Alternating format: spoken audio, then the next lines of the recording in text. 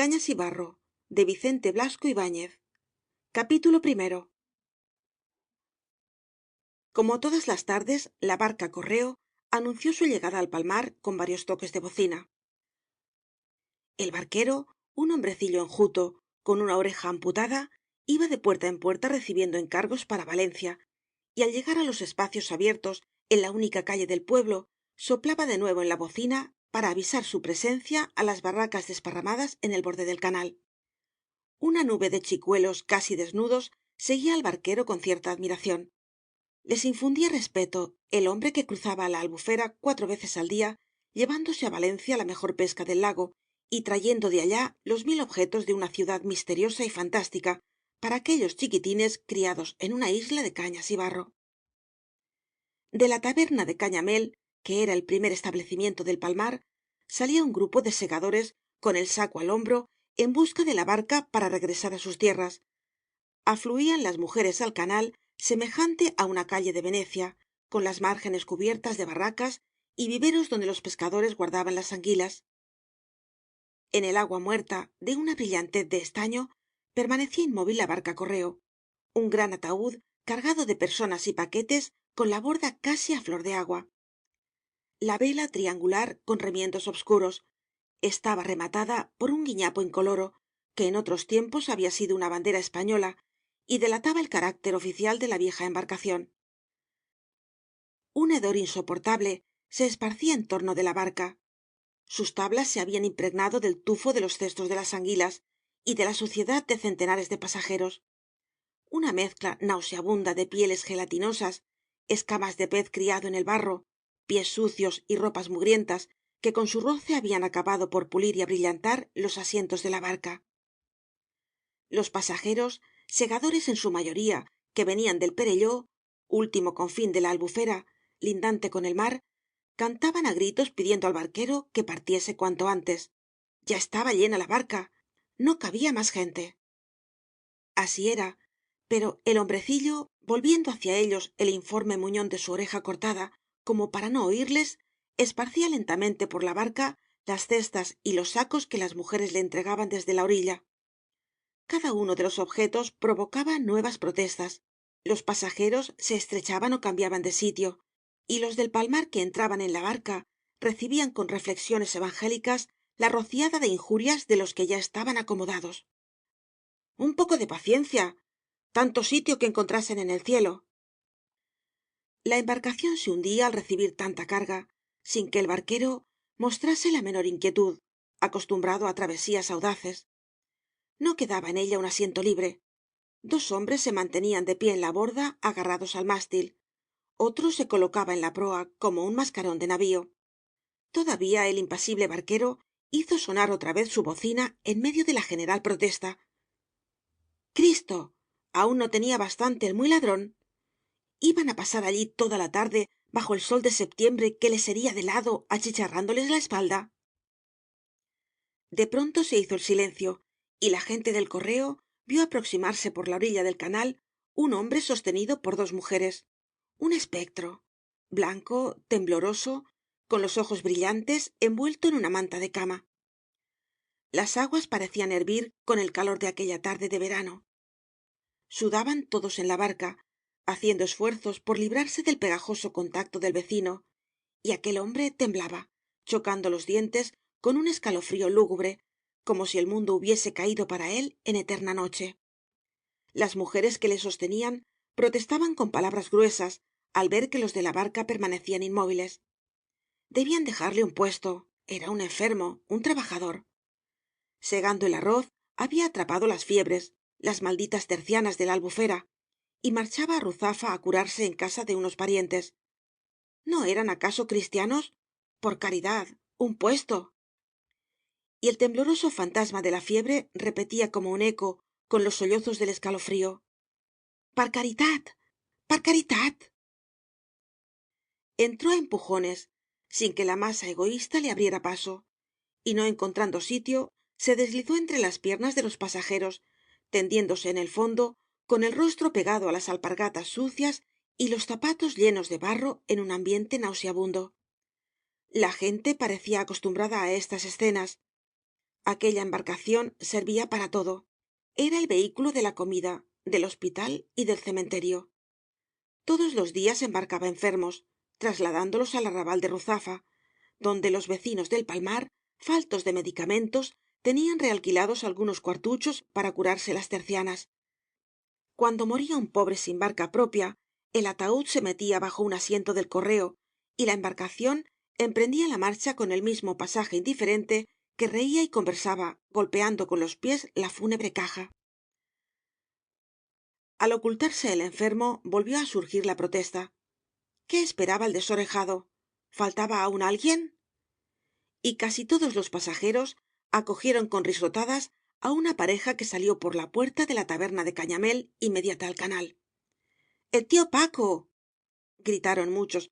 el tío paco cañamél. El dueño de la taberna, un hombre enorme, hinchado, de vientre hidrópico, andaba á pequeños saltos, quejándose á cada paso con suspiros de niño, apoyándose en su mujer, Neleta, pequeña, con el rojo cabello alborotado y ojos verdes y vivos, que parecían acariciar con la suavidad del terciopelo. Famoso Cañamél, siempre enfermo y lamentándose, mientras su mujer, cada vez más guapa y amable, reinaba desde su mostrador sobre el palmar y la albufera.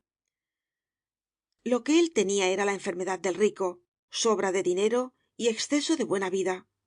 No había más que verle la panza, la faz rubicunda, los carrillos que casi ocultaban su naricilla redonda y sus ojos ahogados por el oleaje de la grasa. Todos que se quejasen de su mal. Si tuviera que ganarse la vida con agua á la cintura, segando arroz, no se acordaría de estar enfermo. Y Cañamél avanzaba una pierna dentro de la barca, penosamente, con débiles quejidos, sin soltar á Neleta, mientras refunfuñaba contra las gentes que se burlaban de su salud. Él sabía cómo estaba. ¡Ay, señor! Y se acomodó en un puesto que le dejaron libre con esa obsequiosa solicitud que las gentes del campo tienen para el rico, mientras su mujer hacía frente sin arredrarse á las bromas de los que la cumplimentaban, viéndola tan guapa y animosa. Ayudó á su marido á abrir un gran quitasol, puso á su lado una espuerta con provisiones para un viaje que no duraría 3 horas, y acabó por recomendar al barquero el mayor cuidado con su Paco. Iba á pasar una temporada en su casita de ruzafa. Allí le visitarían buenos médicos. El pobre estaba mal. Lo decía sonriendo, con expresión cándida, acariciando al blanducho hombretón que temblaba con las primeras oscilaciones de la barca como si fuese de gelatina. No prestaba atención á los guiños maliciosos de la gente, á las miradas irónicas y burlonas que después de resbalar sobre ella se fijaban en el tabernero, doblado en su asiento bajo el quitasol y respirando con un gruñido doloroso. El barquero apoyó su larga percha en el ribazo y la embarcación comenzó á deslizarse en el canal, seguida por las voces de Neleta, que siempre con sonrisa enigmática recomendaba á todos los amigos que cuidasen de su esposo. Las gallinas corrían por entre las brozas del ribazo siguiendo la barca. Las bandas de ánades agitaban sus alas en torno de la proa que enturbiaba el espejo del canal, donde se reflejaban invertidas las barracas del pueblo, las negras barracas amarradas á los viveros con techos de paja a ras del agua, adornados en los extremos con cruces de madera, como si quisieran colocar las anguilas de su seno bajo la divina protección. Al salir del canal la barca correo comenzó á deslizarse por entre los arrozales, inmensos campos de barro líquido cubiertos de espigas de un color bronceado. Los segadores hundidos en el agua avanzaban hoz en mano y las barquitas negras y estrechas como góndolas recibían en su seno los haces que habían de conducir á las eras. En medio de esta vegetación acuática que era como una prolongación de los canales levantábase á trechos sobre isletas de barro blancas casitas rematadas por chimeneas. Eran las máquinas que inundaban y desecaban los campos según las exigencias del cultivo. Los altos ribazos ocultaban la red de canales, las anchas carreras por donde navegaban los barcos de vela cargados de arroz. Sus cascos permanecían invisibles y las grandes velas triangulares se deslizaban sobre el verde de los campos en el silencio de la tarde como fantasmas que caminasen en tierra firme. Los pasajeros contemplaban los campos como expertos conocedores, dando su opinión sobre las cosechas y lamentando la suerte de aquellos á quienes había entrado el salitre en las tierras, matándoles el arroz. Deslizábase la barca por canales tranquilos de un agua amarillenta con los dorados reflejos del té. En el fondo las hierbas acuáticas inclinaban sus cabelleras con el roce de la quilla. El silencio y la tersura del agua aumentaban los sonidos. En los momentos en que cesaban las conversaciones se oía claramente la quejumbrosa respiración del enfermo tendido bajo un banco y el gruñido tenaz de Cañamél al respirar con la barba hundida en el pecho. De las barcas lejanas y casi invisibles llegaban, agrandados por la calma, el choque de una percha al caer sobre la cubierta, el chirrido de un mástil, las voces de los barqueros avisándose para no tropezar en las revueltas de los canales. El conductor desorejado abandonó la percha y saltando sobre las rodillas de los pasajeros fué de un extremo á otro de la embarcación arreglando la vela para aprovechar la débil brisa de la tarde. Habían entrado en el lago en la parte de la albufera obstruida de carrizales é islas donde había que navegar con cierto cuidado. El horizonte se ensanchaba. A un lado la línea obscura y ondulada de los pinos de la dehesa que separa la albufera del mar, la selva casi virgen que se extiende leguas y leguas donde pastan los toros feroces y viven en la sombra los grandes reptiles que muy pocos ven pero de los que se habla con terror durante las veladas. Al lado opuesto la inmensa llanura de los arrozales perdiéndose en el horizonte por la parte de sollana y sueca confundiéndose con las lejanas montañas. Al frente los carrizales é isletas que ocultaban el lago libre y por entre los cuales deslizábase la barca hundiendo con la proa las plantas acuáticas rozando su vela con las cañas que avanzaban de las orillas. Marañas de hierbas obscuras y gelatinosas como viscosos tentáculos subían hasta la superficie enredándose en la percha del barquero y la vista sondeaba inútilmente la vegetación sombría é infecta en cuyo seno pululaban las bestias del barro. Todos los ojos expresaban el mismo pensamiento el que cayera allí difícilmente saldría. Un rebaño de toros pastaba en la playa de juncos y charcas lindante con la dehesa. Algunos de ellos habían pasado á nado á las islas inmediatas y hundidos en el fango hasta el vientre rumiaban entre los carrizales moviendo con fuerte chapoteo sus pesadas patas. Eran unos animales grandes sucios con el lomo cubierto de costras los cuernos enormes y el hocico siempre babeante. Miraban fieramente la cargada barca que se deslizaba entre ellos y al mover su cabeza esparcían en torno una nube de gruesos mosquitos que volvía á caer sobre el rizado testuz. A poca distancia en un ribazo que no era más que una estrecha lengua de barro entre dos aguas vieron los de la barca un hombre en cuclillas. Los del palmar le conocieron. es sangonera gritaron el borracho sangonera y agitando sus sombreros le preguntaban á gritos dónde la había pillado por la mañana y si pensaba dormirla allí. sangonera seguía inmóvil pero cansado de las risas y gritos de los de la barca púsose en pie y girando en una ligera pirueta se dio unas cuantas palmadas en el dorso de su cuerpo con expresión de desprecio volviendo á agacharse gravemente. Al verle de pie redoblaron las risas excitadas por su bizarro aspecto.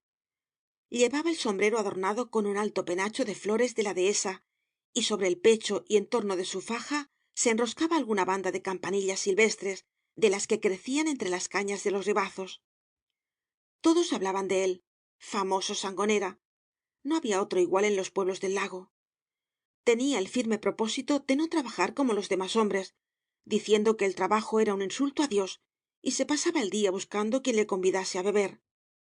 Se emborrachaba en el perelló para dormir en el palmar bebía en el palmar para despertar al día siguiente en el saler y si había fiesta en los pueblos de tierra firme se le veía en silla ó en catarroja buscando entre la gente que cultivaba campos en la albufera una buena alma que le invitase.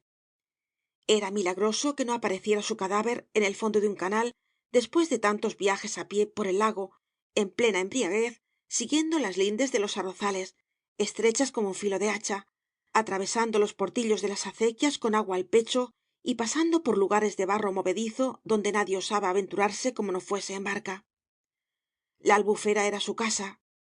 Su instinto de hijo del lago le sacaba del peligro, y muchas noches al presentarse en la taberna de Cañamél para mendigar un vaso tenía el contacto viscoso y el hedor de fango de una verdadera anguila. El tabernero murmuraba entre gruñidos al oir la conversación: sangonera, valiente sinvergüenza, 1000 veces le había prohibido la entrada en su casa. Y la gente reía recordando los extraños adornos del vagabundo, su manía de cubrirse de flores y ceñirse de coronas como un salvaje apenas comenzaba en su hambriento estómago la fermentación del vino. La barca penetraba en el lago. Por entre dos masas de carrizales semejantes á las escolleras de un puerto se veía una gran extensión de agua tersa, reluciente, de un azul blanquecino. Era el lluent, la verdadera Albufera, el lago libre, con sus bosquecillos de cañas esparcidos á grandes distancias, donde se refugiaban las aves del lago tan perseguidas por los cazadores de la ciudad. La barca costeaba el lado de la dehesa, donde ciertos barrizales cubiertos de agua se iban convirtiendo lentamente en campos de arroz. En una pequeña laguna cerrada por ribazos de fango, un hombre de musculatura recia arrojaba capazos de tierra desde su barca. Los pasajeros le admiraban. Era el tío Tono, hijo del tío Paloma y padre á su vez de Tonet el cubano. Y al nombrar á este último muchos miraron maliciosamente á Cañamél, que seguía gruñendo como si no oyese nada. No había en toda la Albufera hombre más trabajador que el tío Tono. Se había metido entre ceja y ceja ser propietario, tener sus campos de arroz, no vivir de la pesca como el tío Paloma, que era el barquero más viejo de la Albufera, y solo, pues su familia únicamente le ayudaba á temporadas, cansándose ante la grandeza del trabajo. Iba rellenando de tierra, traída de muy lejos, la charca profunda cedida por una señora rica que no sabía qué hacer de ella. Era empresa de años, tal vez de toda la vida, para un hombre solo. El tío Paloma se burlaba de él. Su hijo le ayudaba de vez en cuando para declararse cansado á los pocos días, y el tío Tono, con una fe inquebrantable, seguía adelante, auxiliado únicamente por la borda, una pobrecilla que su difunta mujer sacó de los expósitos, tímida con todos y tenaz para el trabajo lo mismo que él. Salud, tío Tono, y no cansarse, que cogiera pronto arroz de su campo. Y la barca se alejó sin que el testarudo trabajador levantase la cabeza más que un momento para contestar á los irónicos saludos. Un poco más allá, en una barquichuela pequeña como un ataúd, vieron al tío Paloma junto á una fila de estacas calando sus redes para recogerlas al día siguiente. En la barca discutían si el viejo tenía 90 años ó estaba próximo á los 100. Lo que aquel hombre había visto sin salir de la Albufera, los personajes que tenía tratados. Y agrandadas por la credulidad popular, repetían sus insolencias familiares con el general Prim, al que servía de barquero en sus cacerías por el lago, su rudeza con grandes señoras y hasta con reinas. El viejo, como si adivinase estos comentarios y se sintiera ahito de gloria, permanecía encorvado, examinando las redes, mostrando su espalda cubierta por una blusa de anchos cuadros y el gorro negro calado hasta las acartonadas orejas, que parecían despegársele del cráneo. Cuando el correo pasó junto á él, levantó la cabeza, mostrando el abismo negro de su boca desdentada y los círculos de arrugas rojizas que convergían en torno de los ojos profundos, animados por una punta de irónico resplandor. El viento comenzaba á refrescar. La vela se hinchó con nuevas sacudidas y la cargada barca inclinóse hasta mojar las espaldas de los que se sentaban en la borda. En torno de la proa las aguas partidas con violencia cantaban un gluglú cada vez más fuerte. Ya estaban en la verdadera Albufera, en el inmenso lluent, azul y terso como un espejo veneciano, que retrataba invertidos los barcos y las lejanas orillas con el contorno ligeramente serpenteado. Las nubes parecían rodar por el fondo del lago como vedijas de blanca lana. En la playa de la dehesa unos cazadores seguidos de perros duplicaban su imagen en el agua andando cabeza abajo. En la parte de tierra firme los grandes pueblos de la ribera, con sus tierras ocultas por la distancia, parecían flotar sobre el lago. El viento, cada vez más fuerte, cambió la superficie de la Albufera. Las ondulaciones se hicieron más sensibles. Las aguas tomaron un tinte verdoso semejante al del mar. Se ocultó el suelo del lago y en las orillas de gruesa arena formada de conchas comenzó á depositar el oleaje amarillento vedijas de espuma, pompas jabonosas que brillaban irisadas á la luz del sol. La barca deslizábase á lo largo de la dehesa y pasaban rápidamente ante ella las colinas areniscas, con las chozas de los guardas en su cumbre, las espesas cortinas de matorrales, los grupos de pinos retorcidos, de formas terroríficas, como manojos de miembros torturados.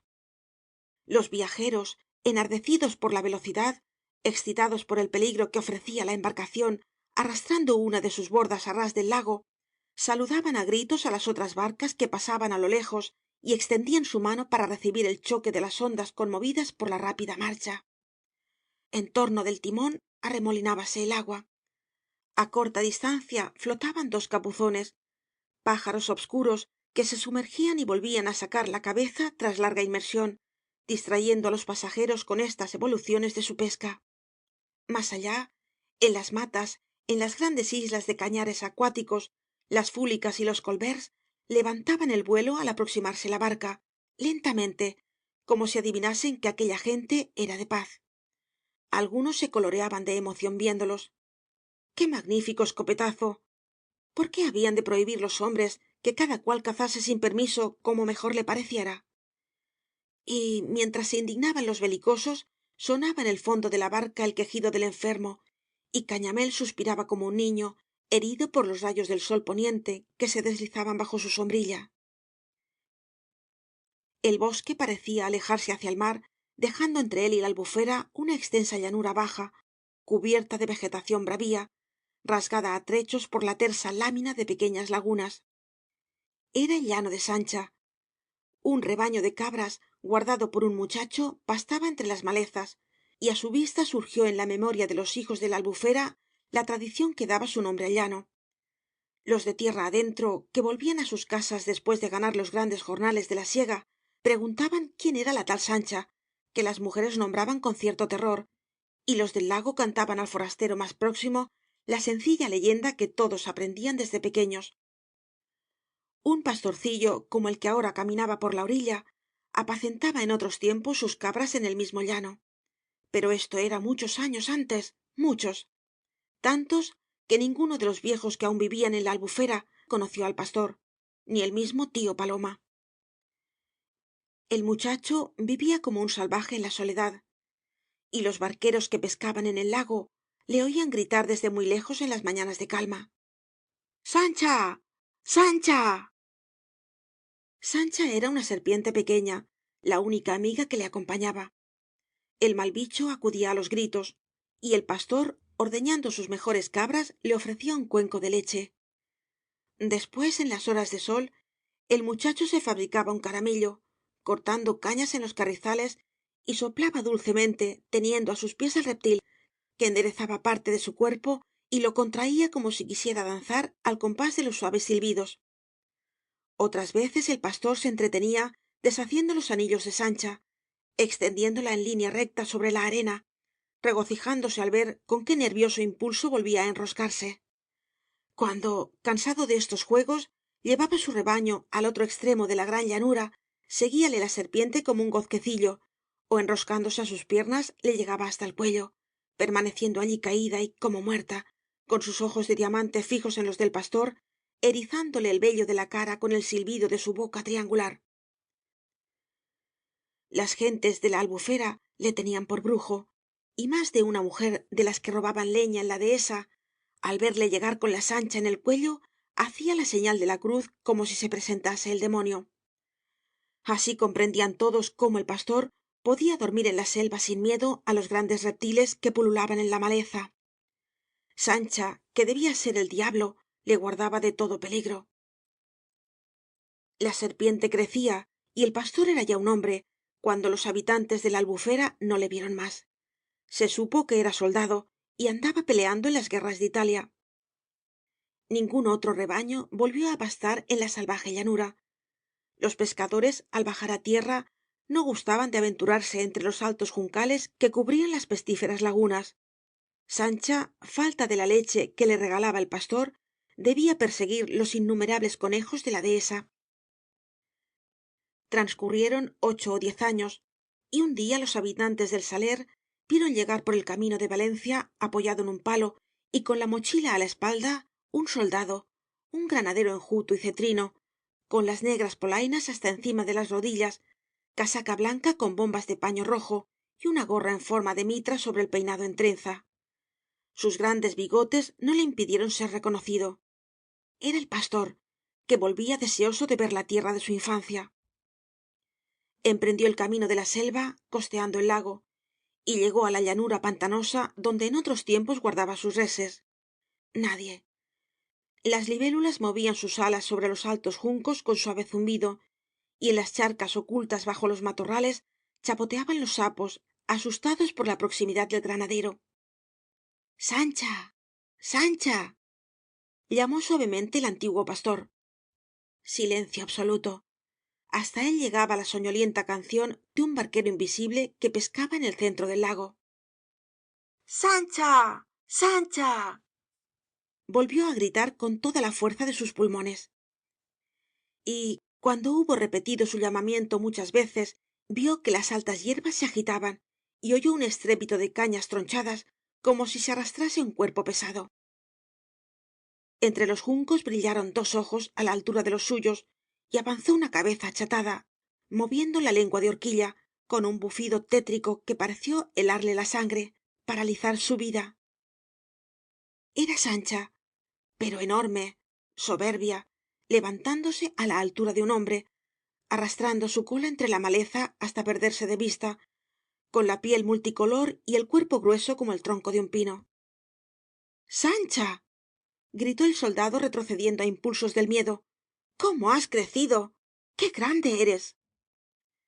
e intentó huir, pero la antigua amiga, pasado el primer asombro, pareció reconocerle y se enroscó en torno de sus hombros, estrechándolo con un anillo de su piel rugosa sacudida por nerviosos estremecimientos. El soldado forcejeó. suelta sancha suelta. no me abraces, eres demasiado grande para estos juegos. otro anillo oprimió sus brazos agarrotándolos. La boca del reptil le acariciaba como en otros tiempos. Su aliento le agitaba el bigote, causándole un escalofrío angustioso, y mientras tanto los anillos se contraían, se estrechaban, hasta que el soldado, asfixiado, crujiéndole los huesos, cayó al suelo envuelto en el rollo de pintados anillos. a los pocos días unos pescadores encontraron su cadáver, una masa informe, con los huesos quebrantados y la carne amoratada por el irresistible apretón de sancha. así murió el pastor, víctima de un abrazo de su antigua amiga. en la barca correo reían los forasteros oyendo el cuento, mientras las mujeres agitaban sus pies con cierta inquietud, creyendo que lo que rebullía cerca de sus faldas con sordos gemidos era la sancha, refugiada en el fondo de la embarcación. terminaba el lago. otra vez la barca penetraba en una red de canales, y lejos, muy lejos, sobre el inmenso arrozal, se destacaban las casas del saler, el pueblecito de la albufera más cercano á valencia, con el puerto ocupado por innumerables barquichuelos y grandes barcas que cortaban el horizonte con sus mástiles sin labrar, semejantes á pinos mondados. terminaba la tarde. la barca deslizábase con menos velocidad por las aguas muertas del canal. la sombra de la vela pasaba como una nube sobre los arrozales enrojecidos por la puesta del sol, y en el ribazo marcábanse sobre un fondo anaranjado las siluetas de los pasajeros. continuamente pasaban moviendo la percha gentes que volvían de sus campos, de pie en los barquichuelos negros, pequeñísimos, con la borda casi á ras del agua. estos esquifes eran los caballos de la albufera. desde la niñez todos los nacidos en aquella tribu lacustre aprendían á manejarlos. eran indispensables para trabajar en el campo, para ir á la casa del vecino, para ganarse la vida. tan pronto pasaba por el canal un niño como una mujer ó un viejo, todos moviendo la percha con ligereza, apoyándola en el fondo fangoso para hacer resbalar sobre las aguas muertas el zapato que les servía de embarcación. en las acequias inmediatas se deslizaban otros barquitos, invisibles tras los ribazos, y por encima de las malezas avanzaban los bateleros con el tronco inmóvil, corriendo á impulsos de sus puños. De vez en cuando los del correo veían abrirse en los ribazos anchas brechas por las que se esparcían sin ruido ni movimiento las aguas del canal, durmiendo bajo una capa de verdura viscosa y flotante. Suspendidas de estacas cerraban estas entradas las redes para las anguilas. Al aproximarse la barca saltaban de las tierras de arroz ratas enormes, desapareciendo en el barro de las acequias. Los que antes se habían enardecido con venatorio entusiasmo ante los pájaros del lago sentían renacer su furia viendo las ratas de los canales. ¡Qué buen escopetazo! Magnífica cena para la noche. La gente de tierra adentro escupía con expresión de asco entre las risas y protestas de los de la albufera. Un bocado delicioso. ¿Cómo podían hablar si nunca lo habían probado? Las ratas de la marjal sólo comían arroz. Eran plato de príncipe. No había más que verlas en el mercado de Sueca, desolladas, pendientes á docenas de sus largos rabos en las mesas de los carniceros. Las compraban los ricos. La aristocracia de las poblaciones de la ribera no comía otra cosa. Y Cañamél, como si por su calidad de rico creyese indispensable decir algo, cesaba de gemir para asegurar gravemente que sólo conocía en el mundo dos animales sin hiel, la paloma y la rata. Con esto quedaba dicho todo. La conversación se animó. Las demostraciones de repugnancia de los forasteros servían para enardecer á los de la albufera. El envilecimiento físico de la gente lacustre, la miseria de un pueblo privado de carne que no conoce más reses que las que ve correr de lejos en la dehesa y vive condenado toda su vida á nutrirse con anguilas y peces de barro, se revelaba en forma bravucona, con el visible deseo de asombrar á los forasteros ensalzando la valentía de sus estómagos. Las mujeres enumeraban las excelencias de la rata en el arroz de la paella. Muchos las habían comido sin saberlo, asombrándose con el sabor de una carne desconocida. Otros recordaban los guisados de serpiente, ensalzando sus rodajas blancas y dulces, superiores á las de la anguila. Y el barquero desorejado rompió el mutismo de todo el viaje para recordar cierta gata recién parida que había cenado él con otros amigos en la taberna de Cañamél, arreglada por un marinero que después de correr mucho mundo tenía manos de oro para estos guisos. Comenzaba á anochecer. Los campos se ennegrecían. El canal tomaba una blancura de estaño á la tenue luz del crepúsculo. En el fondo del agua brillaban las primeras estrellas temblando con el paso de la barca. Estaban próximos al saler. Sobre los tejados de las barracas erguíase entre dos pilastras el esquilón de la casa de la demaná, donde se reunían cazadores y barqueros la víspera de las tiradas para escoger los puestos. Junto á la casa se veía una enorme diligencia que había de conducir á la ciudad á los pasajeros del correo. Cesaba la brisa, la vela caía desmayada á lo largo del mástil y el desorejado empuñaba la percha apoyándose en los ribazos para empujar la embarcación. Pasó en dirección al lago una barca pequeña cargada de tierra. Una muchacha perchaba briosamente en la proa y en el otro extremo la ayudaba un joven con un gran sombrero de jipi japa. Todos los conocieron. Eran los hijos del tío tono, que llevaban tierra á su campo. La borda, aquella expósita infatigable, que valía más que un hombre, y Tonet el cubano, el nieto del tío paloma, el mozo más guapo de toda la albufera, un hombre que había visto mundo y tenía algo que contar. adiós bigot le gritaron familiarmente. Le daban tal apodo á causa del bigote que sombreaba su rostro moreno, adorno desusado en la albufera, donde todos llevan rasurado el rostro. Otros le preguntaban con irónico asombro desde cuándo trabajaba. Se alejó el barquito sin que Tonet, que había lanzado una rápida ojeada á los pasajeros, pareciese oir las bromas. Muchos miraron con cierta insolencia á Cañamél, permitiéndose las mismas bromas brutales que se usaban en su taberna. ojo tío paco él iba á valencia mientras Tonet pasaría la noche en el palmar.